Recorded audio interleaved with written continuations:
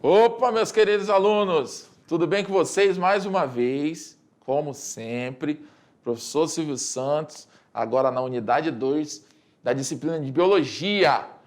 Agora eu quero fazer uma pergunta para vocês, sobre o que a gente está estudando, o que está sendo seguido nessa sequência? Fala aí para mim. A estrutura celular, pessoal, tá? Já falamos aí sobre a membrana, falamos sobre a questão dos tipos celulares, né? Eu gosto sempre de fazer um rebuscado do que a gente vem falando nas últimas aulas. Falamos sobre os tipos de célula que são procariontes, que não têm núcleo, e as células eucariontes, que possuem núcleo, portanto, elas possuem uma membrana chamada carioteca. Não esqueça isso, tá, pessoal? Quando disser que a célula tem carioteca, é a mesma coisa que está dizendo que ela tem núcleo, porque ela tem a membrana carioteca, que é a membrana que forma o núcleo. E se ela tem núcleo, isso quer dizer que ela tem o material genético armazenado, né? Essa célula tem o material armazenado dentro desse núcleo. E quando eu digo que a célula é procarionte, ela não tem núcleo, eu estou dizendo que ela não tem material genético? Não, eu estou dizendo que ela não tem núcleo. Então, o material genético está lá, mas ele está disperso no citoplasma, tá bom? Falamos também sobre a membrana plasmática, a importância da membrana plasmática para a fisiologia celular, para o funcionamento. Lembra que a membrana plasmática ela tem a capacidade de estar deixando entrar ou sair substâncias químicas de uma célula, porque ela tem permeabilidade seletiva. Lembra disso? Dupla camada lipídica com as proteínas canais, glicocálix, tudo aquilo que a gente falou sobre a questão da adesão de uma célula na outra, tudo está envolvendo funções da membrana celular, que nos vegetais ela tem uma certa diferença. Lembra da parede vegetal, ela é mais rígida, enfim, nas bactérias também. A membrana, a parede celular é um pouco mais diferenciada de uma célula animal, mas enfim, todas elas, as células, tanto procariontes quanto eucariontes, têm envoltórios celulares. Então, saindo agora da membrana e adentrando mais um pouco para a célula, a gente tem quem? O citoplasma. É no citoplasma que ficam imersos ali o que a gente chama de componentes citoplasmáticos, ok? Que é também conhecido como organelas. Essas organelas, elas ficam entre a membrana e o núcleo, tá? E vão servir como o motor da célula. São essas, é como se fossem os órgãos. Assim como nós temos os órgãos funcionando para que a nossa vida exista, tem as organelas funcionando com todo o seu metabolismo para que a célula funcione, tá bom? Então, joga na tela o que a gente vai ver hoje. De uma forma mais específica, a gente tem de uma forma geral, o citoplasma, tá? Das células procariontes e eucariontes. E dentro disso a gente vai ver o quê? Organização geral do citoplasma, tá? Os ribossomos, que são organelas aí muito importantes para a formação de proteínas, e os peroxissomos, que são organelas muito importantes aí para limpeza celular, para digestão celular, né? Excreção celular também. Vamos ver. As habilidades dessa aula são o quê? Relacionar fenômenos, fatos e ideias, elaborando novos conceitos e identificando as diferenças dos diversos o quê? Níveis de vida, tá? Outra habilidade é reconhecer os diferentes tipos de organização e a forma de obtenção de energia dos seres vivos. Bom, então, citoplasma também vai ser visto aí como hialoplasma ou citossol, né? Você vai ter diferentes nomes para essa parte da célula, embora em alguns desses casos você encontre definições um pouco diferentes, né? Especificações mais peculiares, mas tudo se trata daquele espaço que eu falei entre núcleo, né? Vou desenhar aqui, ó. Aqui eu tenho uma célula eucarionte, porque ela tem um núcleo, né? Então aqui eu tenho a membrana plasmática, aqui no meio, né? Eu vou ter o núcleo, tá? E esse meio aqui que é o que a gente vai ver agora. Deixa eu ver aqui, vou botar uma cor diferente aqui, né? Não. Esse meio, aqui, ó, esse espaço entre a membrana plasmática e o núcleo é o que a gente chama de citoplasma, tá? E no citoplasma vão ter o quê? Vão ter várias organelas nadando, digamos assim, né? Boiando aqui no citoplasma, aderidas ao citoplasma, que vão servir para várias funções celulares, para o metabolismo celular. Portanto, o citoplasma ele é muito importante para a função vital. Então, os primeiros citologistas, que são estudiosos de células, tá? Eles acreditavam que o interior da célula viva era preenchido por um fluido homogêneo viscoso, tá? No qual estava mergulhado o núcleo. Olha aí. Isso aqui já foi bem em cima do rumo, né, da situação. Então, esse fluido recebeu o nome de citoplasma, do grego kitos, né, significa célula, e plasma, que é a forma que modela, ou seja, plasma é como se fosse um fluido que não tem uma rigidez, ele não tem um formato engessado, ele é passível de mudança, né? Então, além dessa parte fluido, o citoplasma contém o quê? Bolsas e canais membranosos, organelas ou orgânulos citoplasmáticos, que são esses indivíduos aqui, ó, mitocôndrias, peroxissomas, retículo endoplasmático rugoso, liso, complexo de Golgi, enfim. Tá? E o próprio núcleo, tá? O núcleo que está aqui no meio. Né? Então, no citoplasma, eles servem, no citoplasma a gente vai encontrar todas essas organelas aderidas a ele, né, boiando nele. Como eu falei, ó, no citossol, como eu falei, você vai achar sempre relacionado ao citoplasma o citossol e o hialoplasma, tá? O fluido citoplasmático é constituído principalmente por quê? Por que eu digo assim? Por quais elementos? Água, proteínas, sais minerais e açúcares. Olha que interessante. Olha como é doido isso aí, ó. Lembra da aula passada que nós estávamos falando sobre a questão do transporte pela membrana? Que eu falava sobre a entrada, difusão facilitada, difusão simples, bomba de sódio e potássio, que no caso é o transporte ativo. Lembra de tudo isso? Que eu falei muito sobre a questão da passagem de substâncias de fora para dentro da célula e vice-versa. Quem são essas substâncias? Lembra do solvente? Olha ele aqui, ó. Olha como é importante a água aqui no meio. Ó. A água, pessoal, ela serve para tudo no nosso organismo. Tanto que se você ficar muito tempo sem comer, aliás, só se alimentando e não bebendo água, você morre muito mais rápido do que o contrário. Entendeu? Se você só beber água e não comer, você dura mais tempo. Então, por aí você tira o quanto a água é importante. Não só como solvente, mas também aí, ó, no caso da formação do citoplasma. Ele é formado por água. O que mais? Ele é formado aqui por proteínas, tá vendo? Que são... a estrutura do nosso corpo é basicamente proteína, tá, pessoal? Os sais minerais, lembra? Sódio, potássio, magnésio, manganês, enfim, tudo isso que de alguma forma circula na alimentação e é ingerido pela gente, ela vai agir no nosso corpo, tá? Os sais minerais e os açúcares. Então, todos esses elementos químicos, eles estão presentes no citoplasma. E de que forma que você acha que eles vão parar lá dentro? Através da função da membrana que nós falamos na última aula, tá bom? Então, agora, em se tratando de citoplasma, a gente sabe que todos esses elementos químicos são importantes não só para transportar, né, moléculas, mas também para manter a estrutura do nosso corpo. Porque se a célula estiver estruturada, o organismo está estruturado. Se a célula se desestruturar, é como você pegar um muro, né, e o muro está ali feito e você começa a quebrar os tijolos de baixo. De primeiro, o muro não vai cair, mas com o passar do tempo ele vai se fragilizando e quanto mais um tijolo aqui, outro acolá você for tirando, você uma hora fragiliza esse organismo e ele não vai resistir.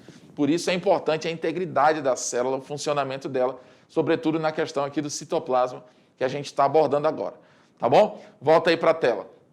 Então, olha que importante. Ele é um fluido, né, constituído por água, proteína, sais minerais e açúcares, que no caso, um açúcar muito conhecido nosso aqui é a glicose.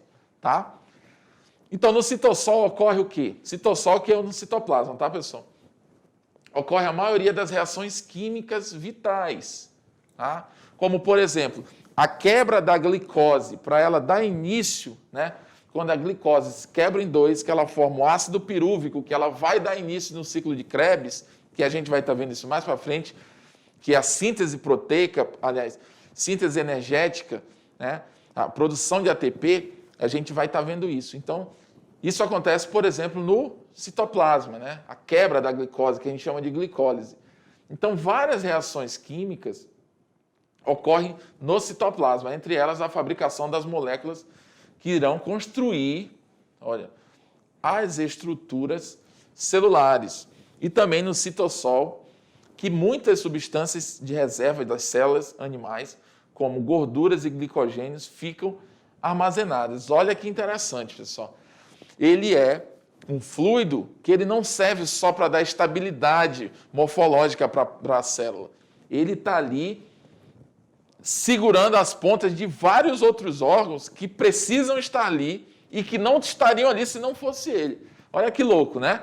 Então ele se torna muito importante por causa disso. Não é, olha, na periferia do citoplasma, ou seja, nas regiões mais da beira do citoplasma, né, o citossol é mais viscoso, tendo consistência de gelatina mole, tá bom? Então essa região é chamada de ectoplasma, tá? Ecto vem de fora, ou seja, na região mais perto de fora, tá bom? Quando a gente chama regiões periféricas, a gente está falando de regiões mais longe do eixo, né? Por que a gente chama de periferia? Porque são regiões que ficam longe do centro, tá bom? Então, ele chama ectoplasma, na região mais perto, né, da membrana, internamente falando. Ou seja, mais longe do núcleo.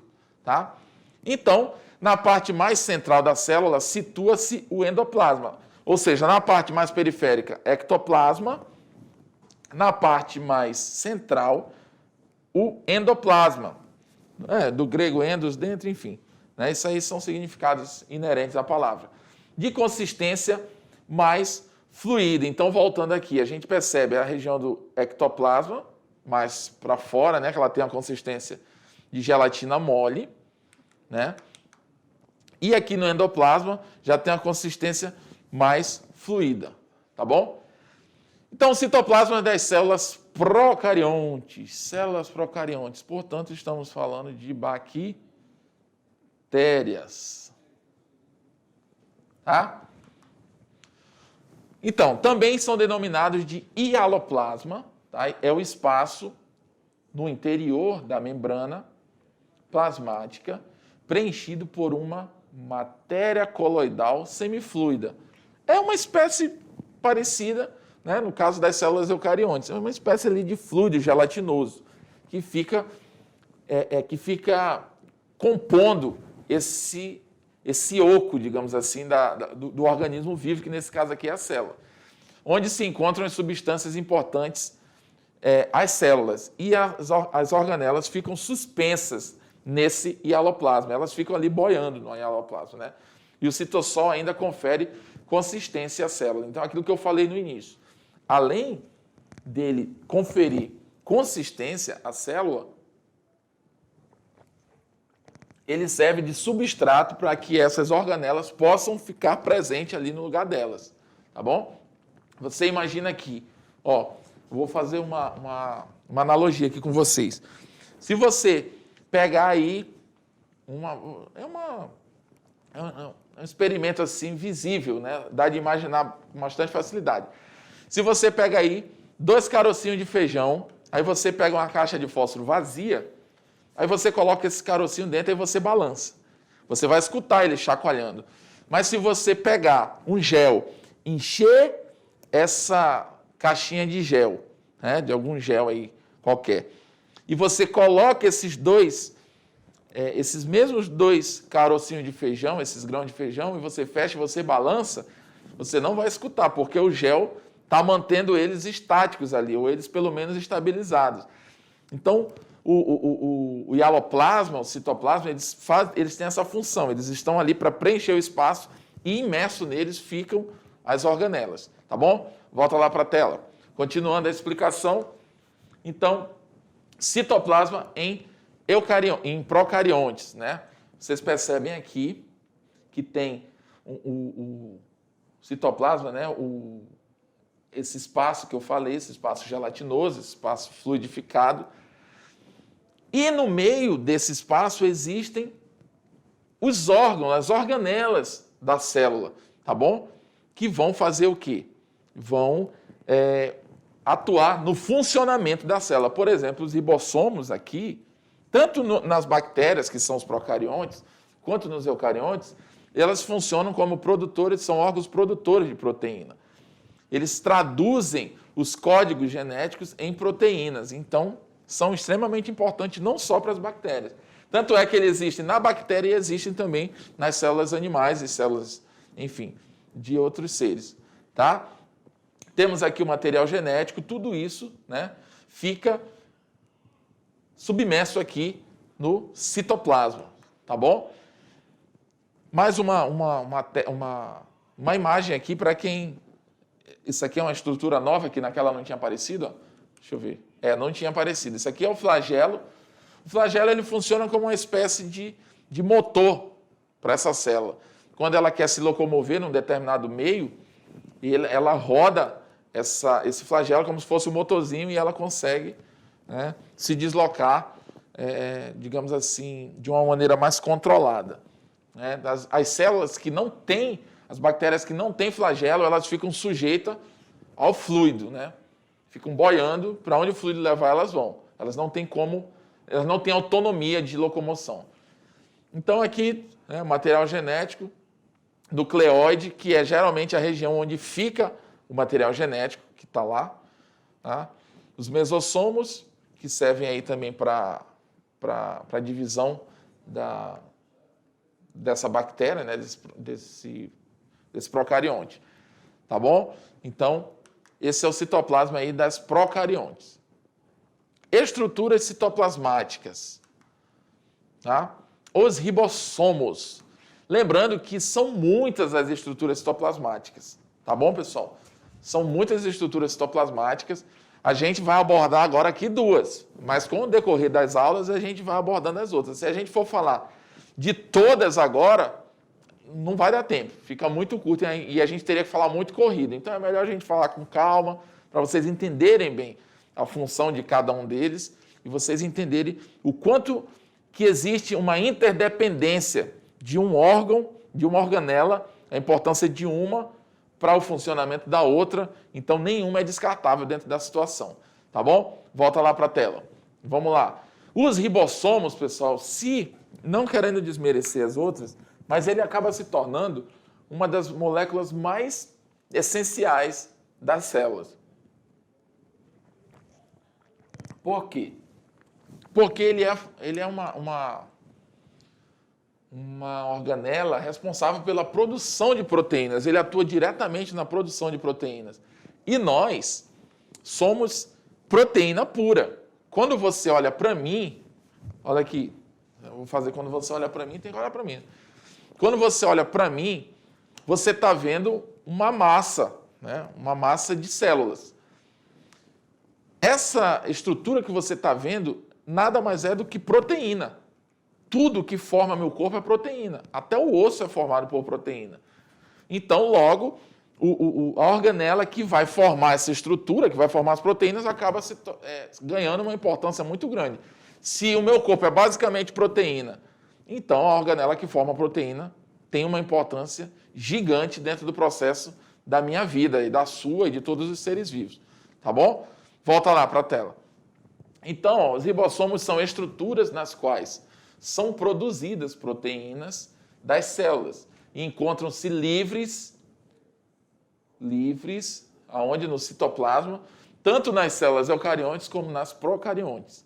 Nas células eucariontes, eles também podem estar aderidos ao retículo endoplasmático. Lembrando que a gente tem o retículo endoplasmático liso e o retículo endoplasmático rugoso, que são aqueles que sintetizam, respectivamente, proteínas e lipídios aí no nosso organismo.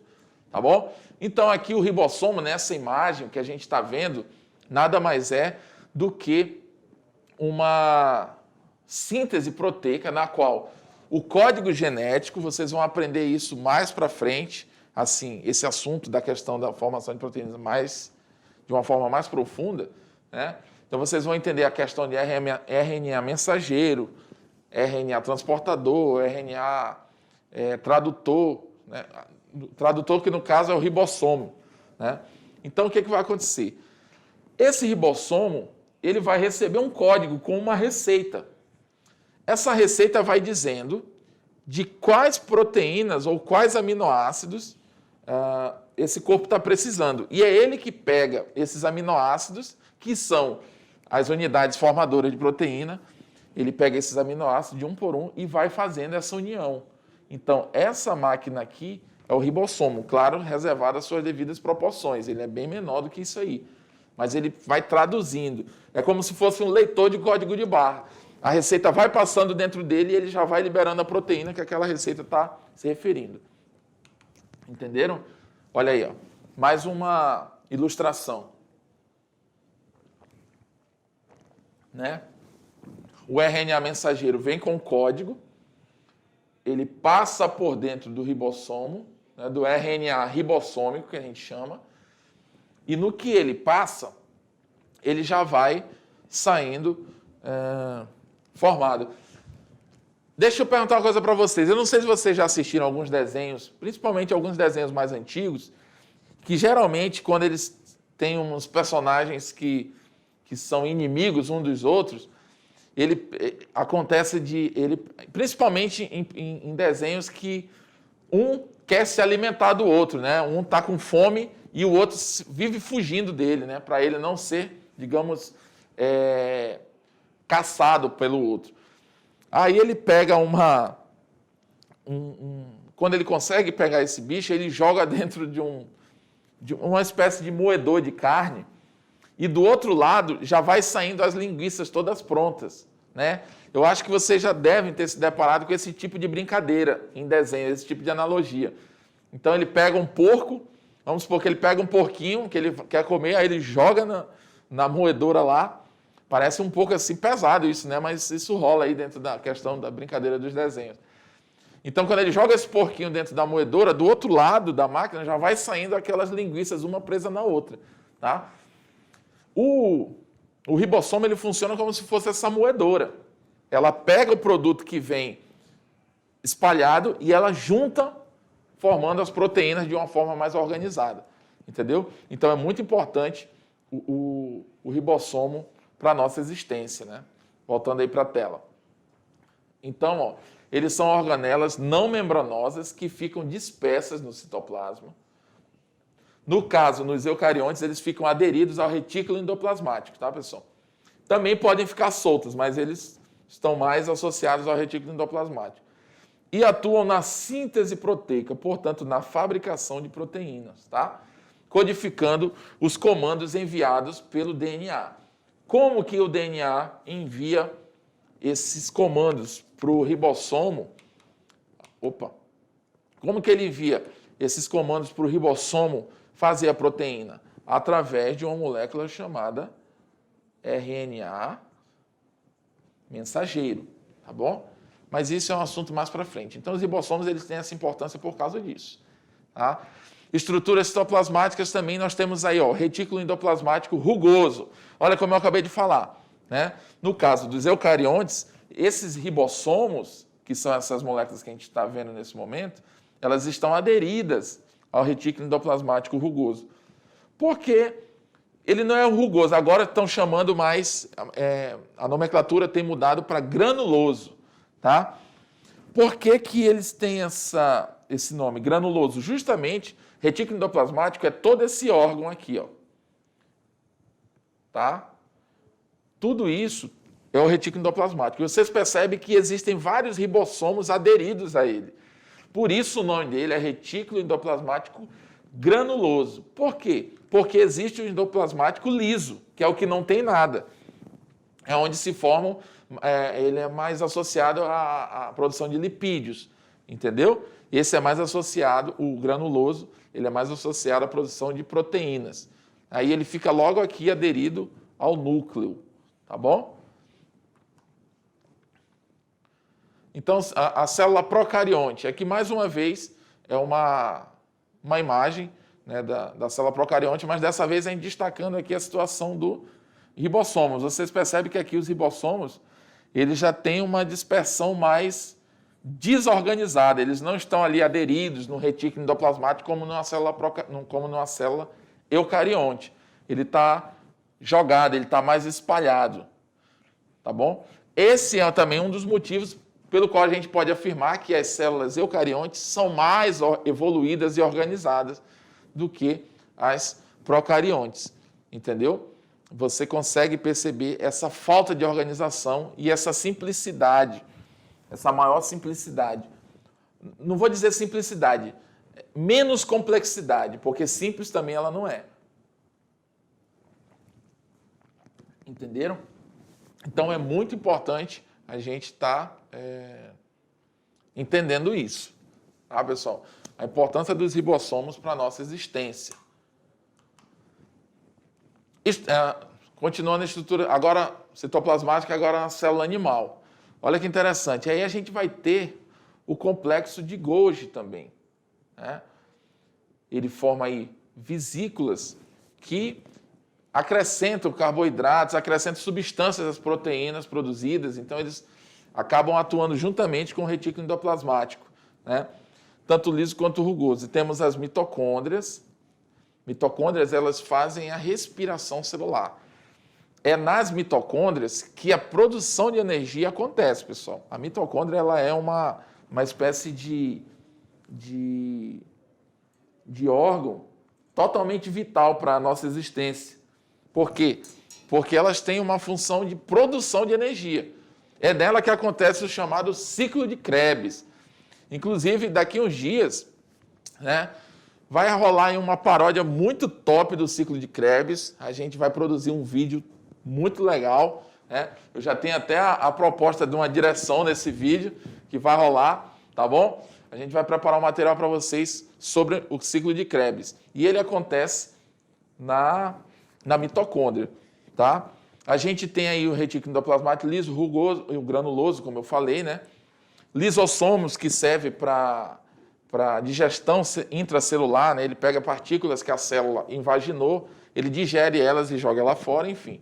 Né? Na célula animal, o centríolo, ele vai estar ligado à parte daí da replicação celular, né? Ele vai dividir, ele vai marcar os pontos das células, tá bom?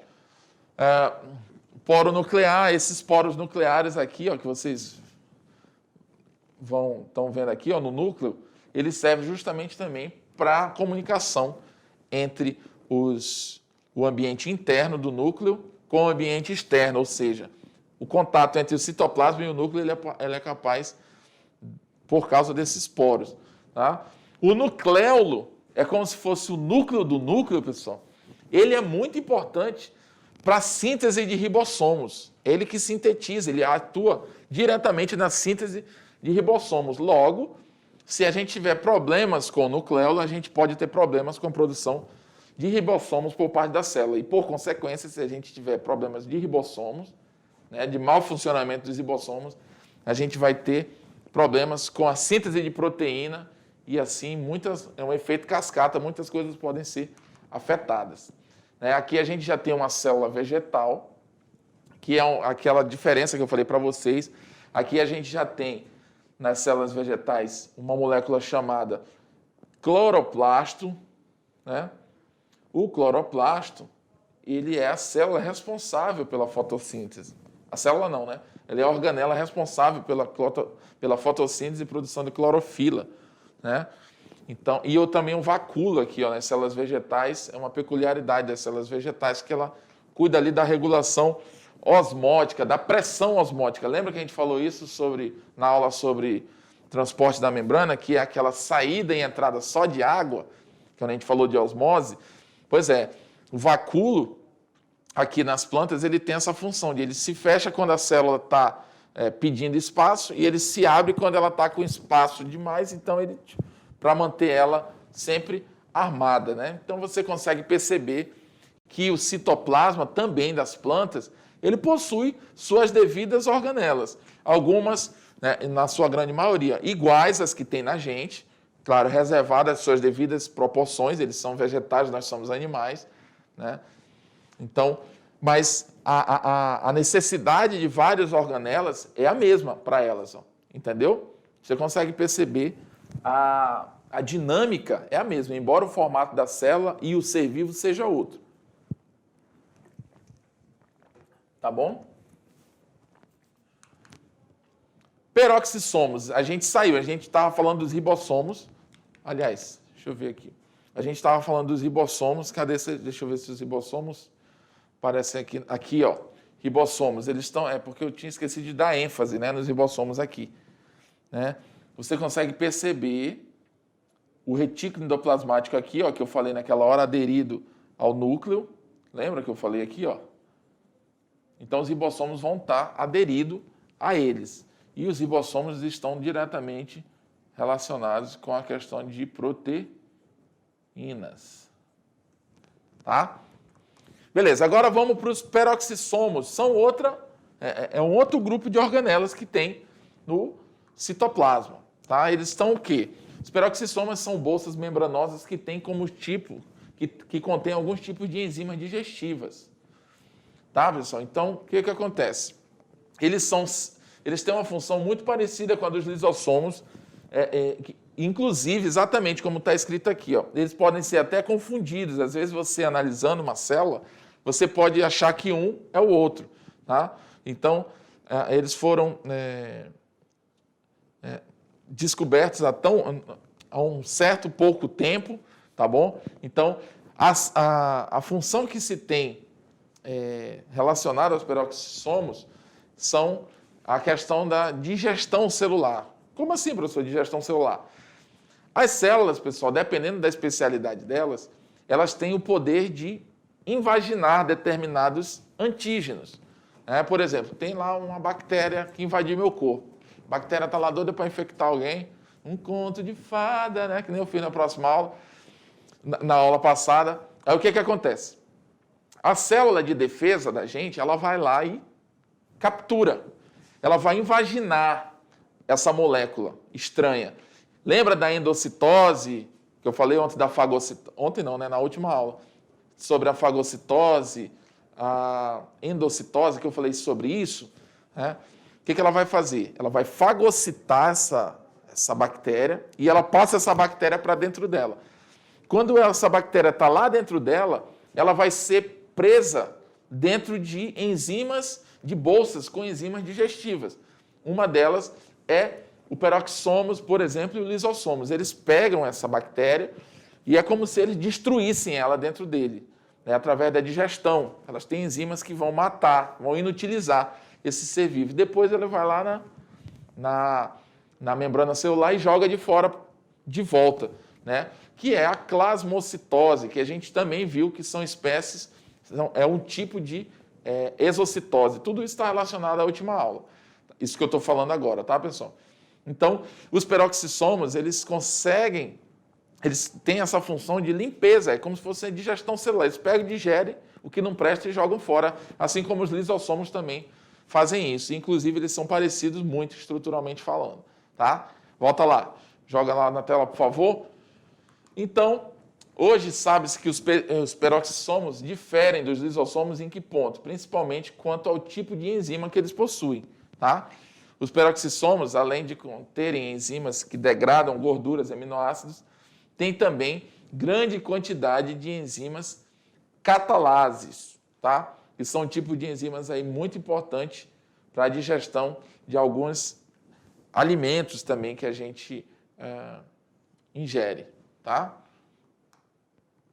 Então, a catalase converte o peróxido de hidrogênio, popularmente conhecido como água oxigenada, né?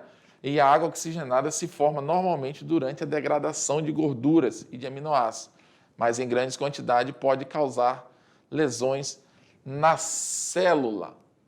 Ok, pessoal? Então tá aqui, não é o planeta Terra, tá, pessoal? É um peroxissomo, tá?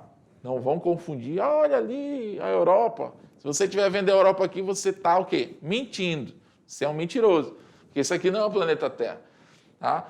Claro, como eu sempre falo, reservado às devidas proporções, isso aqui é um peroxissomo. Ele é muito menor do que isso. Né? Ele cabe dentro de uma célula, por aí você tira. Então, apesar das descobertas recentes envolvendo essas funções, como eu já falei, né? Dessas organelas, o metabolismo celular ainda é pouco conhecida. Tá? Sabe-se que ela está relacionada aí a essa função de digestão, mas não se sabe especificamente o porquê dela. Sabe-se que ela faz isso. Né? Agora, evolutivamente falando, o porquê que ela surgiu não se sabe.